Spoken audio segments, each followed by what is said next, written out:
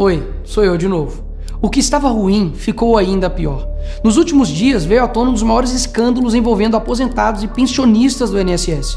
O rombo, segundo levantamentos, ultrapassa a casa de 6 bilhões de reais.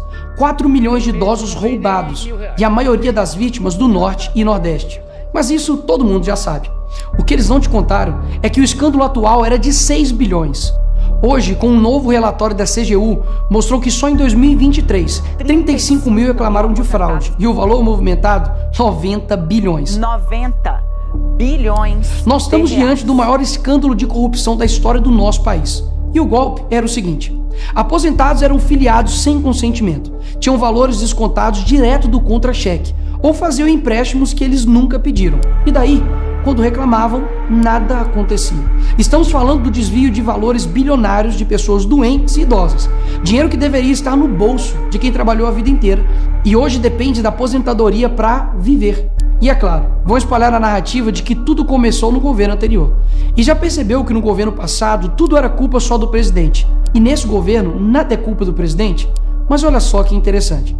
As investigações mostraram que os descontos irregulares já vinham sendo praticados há anos. O que levou o governo Bolsonaro, em 2019, a apresentar a medida provisória 871, justamente para combater esse tipo de fraude em descontos. Ele obrigava os sindicatos e associações a comprovarem a cada 2 anos que o aposentado realmente estava autorizando aquele desconto. Adivinha quem ficou contra? Acertou, a esquerda. Como não bastasse, em 2022, com votos da esquerda, eles derrubaram essa lei. E o que será que aconteceu nos próximos anos? Bingo! Foi exatamente depois de derrubar esse mecanismo de proteção contra as fraudes que houve esse aumento absurdo de descontos indevidos. Ou no português claro, aumento absurdo de roubo contra idosos. Desenhando porque eu sei que tem gente que só entende assim. 2019, Bolsonaro faz lei para proteger esses idosos de fraudes. 2022, esquerda derruba essa lei no Congresso. 2023 e 2024, explosão de fraudes. E ainda tem gente surpresa com isso. Não foi o Alckmin que disse: o ladrão quer voltar à cena do crime. E de fato voltou. Desde o início do governo Lula, representantes dos ministérios da Previdência participaram de pelo menos 15 reuniões com entidades que hoje estão sendo investigadas. Inclusive, o próprio ministro Carlos Lupe e o ex-presidente do INSS, Alessandro Stefanuto, estiveram em 8 dessas reuniões. A entidade que mais participou dos encontros com os ministros foi a CONTAG, justamente a organização que mais roubou o dinheiro dos aposentados. E o escândalo é ainda mais grave.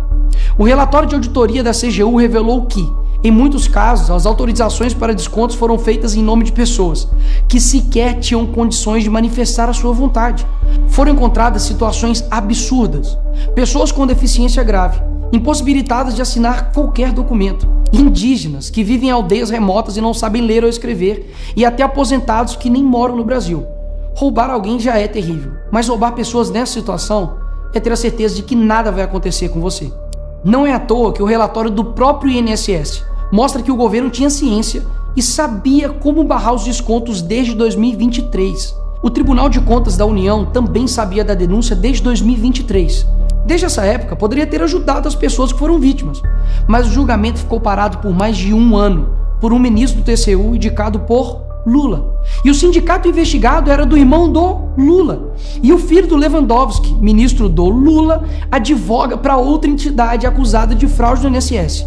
É o país das coincidências. Ou seja, reuniram com entidades investigadas, foram avisados, confessaram que sabia e ignoraram.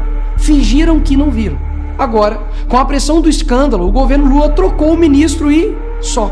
Nenhuma consequência para ele. Engraçado, né? Se o pobre erra o CEP no cadastro, é fraude. Mas se o sistema desvia bilhões, é só trocar o responsável.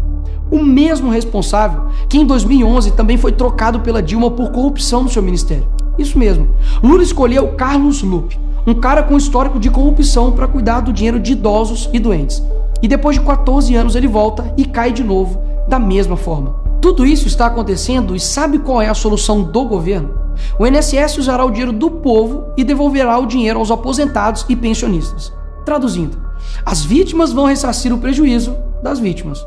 E os criminosos, Nicolas, seguirão livres, sem punições. Que bela democracia. Eles roubam e quando a gente descobre, eles mandam a conta para o povo brasileiro pagar. Assim fica fácil roubar. É o crime perfeito. Tá, Nicolas, mas o que vocês estão fazendo contra isso? Eu e a oposição apresentamos um projeto de lei para proibir definitivamente esse tipo de desconto automático no INSS. E mais, preciso da sua ajuda para poder pedir para instalar a CPI dos roubos dos aposentados. E será lá nessa comissão que vamos investigar mais a fundo e poder colocar na cadeia quem foi responsável por isso. E aí sim, fazer com que eles devolvam esse dinheiro, não que você pague essa conta. Vá até a rede social do Hugo Mota e Davi Alcolumbre e peça para que essa comissão seja instalada. E por fim, vá urgente ao seu banco ou veja o extrato na sua conta pelo celular e veja se há algum desconto indevido. Só assim, você saberá que está sendo roubado ou não e peça o cancelamento imediato desse roubo. E sim, o tempo passa rápido. Eu sei que muitos não pensam no futuro, mas um dia ele chegará.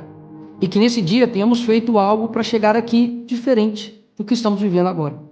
Ninguém aguenta mais um país que só desanima a gente a cada notícia. Mas para chegar aqui diferente, a gente precisa fazer algo diferente agora.